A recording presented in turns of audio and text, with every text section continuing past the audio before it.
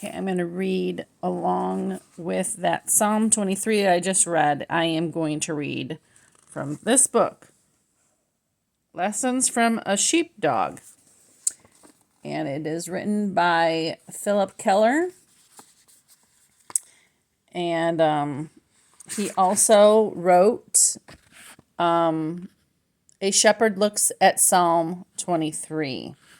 And I did read that. I can't find it in my library right now, but I have read that in the past too. But this is what he wrote in this book. On page 33, I have, the greatest illusion any man or woman can ever come under is the idea that it is a quote-unquote drag to do God's will.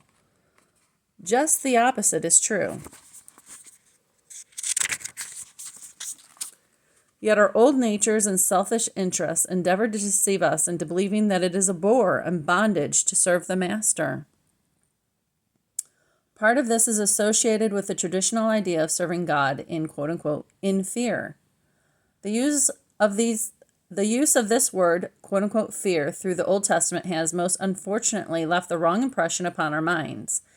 And it was Lass, that's his dog, who brought me to a clear concept of its true meaning.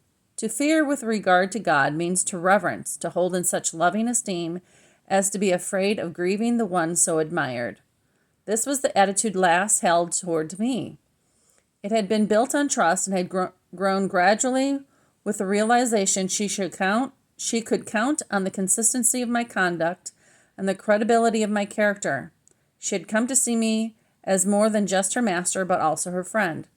We were fellow workers in the great responsibilities of running the ranch. Her loyalty was grounded in love. This is precisely what Jesus referred to when he spoke so intimately to his 11 disciples just before his death.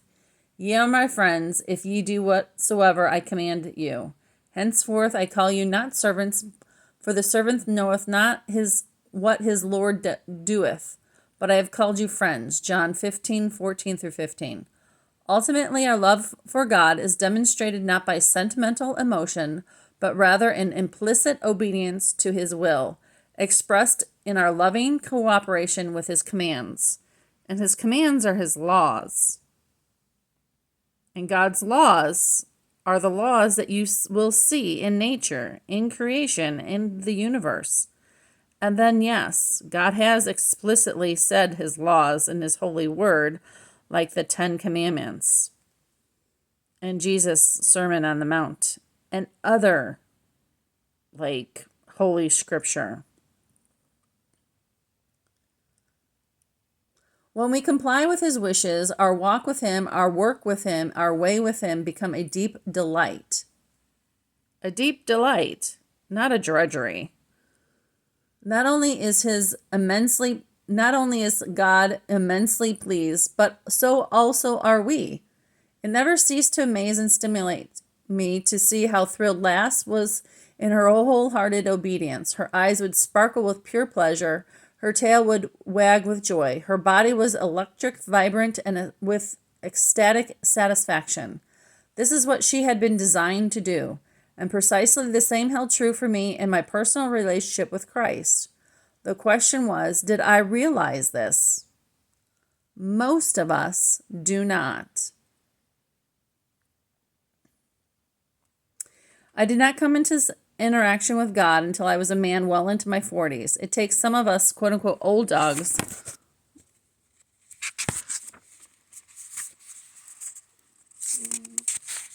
much longer to learn new tricks